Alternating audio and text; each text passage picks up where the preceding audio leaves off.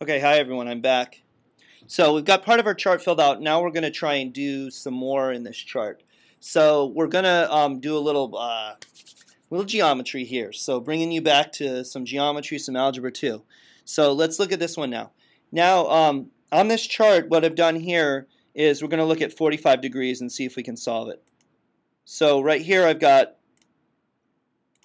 45-degree angle. So what we're going to try and do is find the sine and the cosine of 45 degrees. Okay, so what we want to find is these two values right here. What is the value of this when it hits this point? Well, what we're going to do to solve that is we're going to form a triangle. So I'm going to hopefully draw straight, down, okay? And when I drop this line down like that, hopefully you remember a little bit of geometry and realize that by dropping it straight down like that, this forms a 90 degree. So we now have a 90-degree triangle right here. This 90-degree triangle. And what you'll notice too is that because this is 45 degrees, this is 90, this other angle right here now becomes 45 degrees as well. Well, what does that mean? We know that the radius here is 1. And we know this is what's called an isosceles right triangle. Okay, so what that means is that by isosceles, the two sides are equal. So that means x, which is this value right here, and y, which is this value, have to equal. So we know that x has to equal y in this case. All right, so that's our first bit of information. We know that this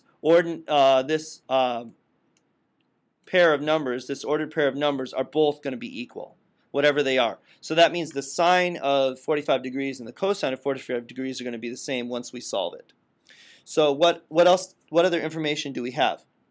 Well, we know this is a circle, and I don't know how much you learned in algebra, but one of the equations for a circle is this. This is the general equation for a circle. It's x minus h squared plus y minus k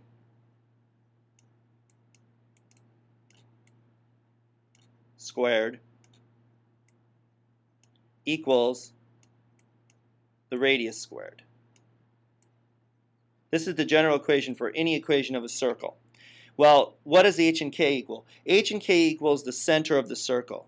Okay, so h and k is the center of the circle. But in this case, the center of our circle is just 0, 0. Okay, so the center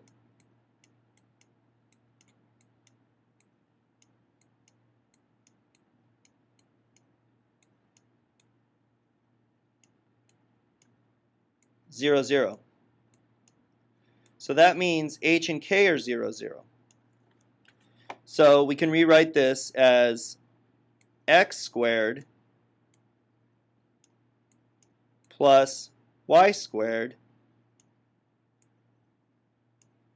equals r squared, because h and k just fall out. Now, what other information do we know? We know that x and y are equal.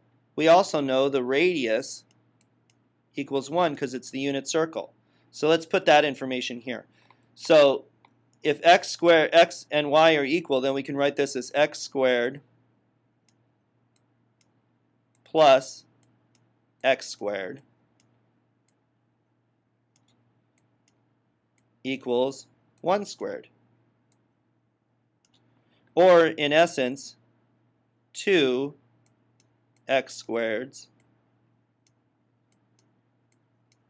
equals 1, right? Because an x squared, and another x squared equal 2x squared, all right?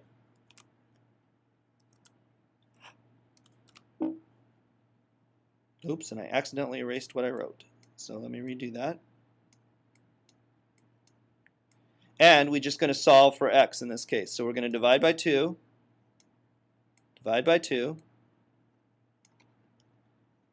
and what we get is x squared equals 1/2. Okay? Let's review what we've done so far. So we drew this line down, and so what we got is we got 45 degrees here and 45 degrees here, because this one was 90 and they all have to add to 180. Okay, we got the radius, or the base of the triangle, equal to 1. Okay, we know that x and y have to be the same because these are 45 and 45, and by geometry terms we know that this becomes an isosceles triangle. So that meant that x and y were equal. We knew that the radius equaled 1. We went to the equation of a circle function, and we knew that because the center is 0, 0, h and k fall out, and we're left with x squared plus y squared equals r squared. Then we plugged in x for y, and so we got 2x squared equals 1, which was the radius. And now we're down to x squared equals 1/2. Now, what we're going to do is use some algebra and take the square root of both sides. Okay, now remember, when you do that, because x squared is two terms, two answers, we have to write plus or minus here.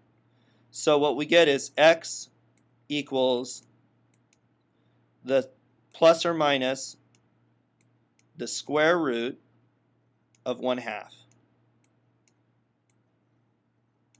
Now you have to go to some rules about the properties of a square root. So what we're going to do is we're going to say x equals, and we're taking the square root. We're going to break this down to the square root of the top and the bottom separately. But the other thing we can do is, we know going up here that x has to be positive. All right, x is positive here and y is positive here. We know that. All right, so that means that we don't really have to worry about the negative version of this. So what we can do is break this down to the square root of 1 over the square root of 2. Well, what's the square root of 1? Hopefully someone said it. The square root of 1 is just 1. So we have 1 over the square root of 2. But math guys, math people, I should say, math women and men, both do not like the square root of 2 on the bottom. So the way you get rid of the square root of 2 on the bottom is you multiply top and bottom by the square root of 2. In essence, what you're doing is multiplying by 1. So we're going to multiply the top and bottom by the square root of 2. Now, if you remember your rules of radicals, the square root of 2 times the square root of 2 just becomes 2. So what we're left with, which is the answer, is the square root of 2 over 2. Now, the reason we had to do it this way instead of just having the calculator solve it for us is that if you put this in the calculator, if you put in the sine of 45 degrees into your calculator,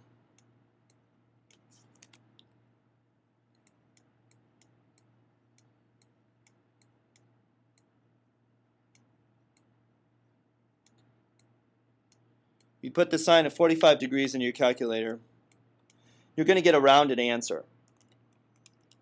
You're going to get 0.707, and then on and on and on. Okay, that's a rounded answer. When we're going to be solving for things like finding the height of the flagpole and other things, we don't want to have a rounded answer to start. So what we need to do is, on our chart, we need to have the exact answer. And the exact answer is the square root of 2 over 2. Now, if you want to check this, you can put square root of 2 over 2 into your calculator and see what answer you get. You should get the same answer as this. Just put square root of 2 and then divide by 2, and you should get the same answer. So what this means is this: if we go back up here to this, we know that the x value here is the square root of 2 over 2 and the square root of 2 over 2. And we can now put that onto our chart. So let's go back to our chart and put in that information.